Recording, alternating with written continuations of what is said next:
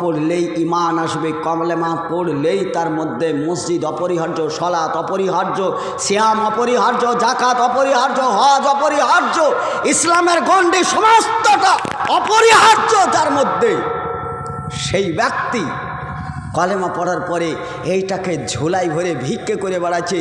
আল্লাহ ইলাহা ইল্লাল্লাহ, মা দুটো ভিক্ষে দাও গো বলে দাঁড়ে দাঁড়ে বেড়াই। আমরা কুকুর হতে পারি কিন্তু বিবেকহীন না, বিবেক মেরে দিই নাই। বিবেকে আমাদের এখনো সাড়া দেয় যে ভিক্ষে কার কাছে চাইছে রে, এরা কার কাছে ভিক্ষে চায়? ভিক্ষার দেওয়ার তো মালিক একজন আছে। এই মালিকটার নাম কি? জোরে বলেন। এই মালিকটার নাম হচ্ছে আল্লাহ। আল্লাহু আকবার। সেই শব্দ দিয়ে আজান দেওয়া হয়। সবচাইতে মহান যিনি, সে আল্লাহর কাছে ভিক্ষে চান। ওমা উরিদু মিনহুম মির রিজকি ওমা উরিদা ইতমুন, যে আল্লাহ সকলকে সম পরিমাণে রুজি বন্টন করেন, অথচ তিনি কাউরির কাছে রুজি চান না। সেই আল্লাহ আছে না নেই? আছে। তার রুজি যেখানে পাওয়া যায় সেইখানে যাওয়া বাদ দিয়ে দাঁড়ে দাঁড়ে ভিক্ষে করে। কুকুর বলে এটা আমরা সহ্য করতে পারি না, বিবেক বিরোধী হয়ে যায়। যার জন্য ঝোলা ঝম্প দেখলে ঘউ ঘউ করে মানে ওই বেয়াদব, কোথায় যাস ভিক্ষে করতে?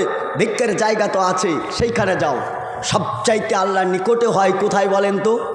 যখন মানুষ সিজদায় চলে যায়, আল্লাহ তখন তার নিকটে হয়ে যায়। ওই সিজদার অবস্থায় আপনাকে চেয়ে নিতে হবে, মালিক তুমি সর্বস্তরের মালিক, ইন্নাল্লাহ আলা কুল্লি শাইইন কাদির, সব শক্তি তোমার কাছে আছে। অতএব রুজির মালিকও তুমি, অতএব আমি রুজি চাই, আমার জন্য রুজিটা বরাদ্দ করো। আপনার 10 দিনের দোয়া একদিন যদি কবুল হয়ে যায়, রুজির বৃদ্ধি হবে কি হবে না? কথা বলেন। রুজি বাড়বে না? আপনারা অত শত যদি না বুঝতে পারেন তাহলে একটু ক্লিয়ার বুঝেন। যারা মসজিদে 5 ওয়াক্ত সালাত আদায় করেন বা ইমামতি করেন, যারা ইমাম, সে বিদেশের হোক আর দেশের হোক, মসজিদ কমিটি ইমামদেরকে রেখেছে। বলেন তো তার খাবারটা ভালো আসে না খারাপ আসে? ভালো আসে না? কেউ কেউ ঠাট্টা করে বলে মৌলবীর পালি আমার বাড়ি হোক, নুন মরিচের ঝাল দিয়ে মৌলবীর পাছা গরম করব। অনেকে রাগ করেও বলে, আবার ঠাট্টা করেও বলে। ঠিকই তার বাড়ি যখন পালি হয় তখন পোলট্রি মুরগির ফার্মে যে বলে 500 গোশ দাও তো। 500 গোশ কী করবে? আর বলো না মৌলভী সাহেবের পালি। কেন? তুমি তো 2 দিন আগে বললে যে কাঁচা মরিচ দিয়ে মৌলভীকে জ্বলাবো, জান জ্বলি দেবো, তা তুমি আবার এখানে এসছো, পোলট্রি মুরগির কাছে আসছো কেন? আবার মৌলভীকে জিজ্ঞাসা করতে যায়, মৌলভী সাহেব কী খাবেন? সকালবেলার নাস্তাটা বলেন।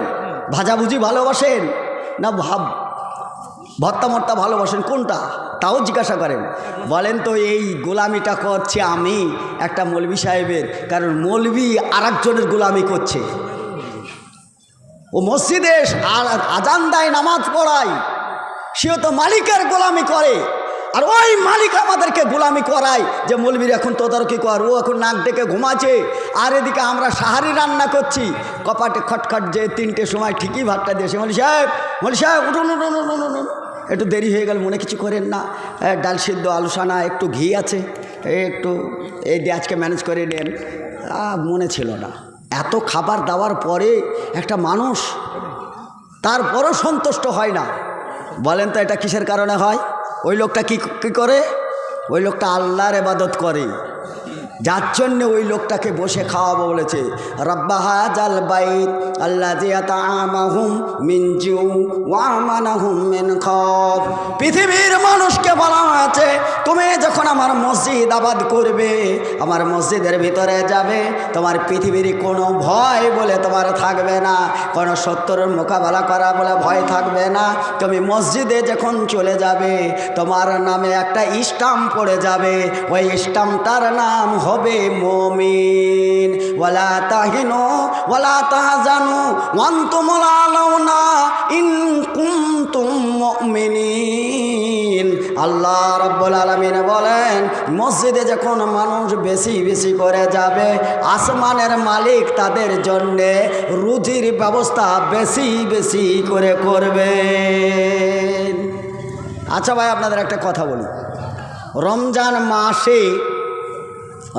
মাসে ইবাদত কম হয় না বেশি হয়? বেশি হয় না? এবার তার পরের ভাষাটা বলেন।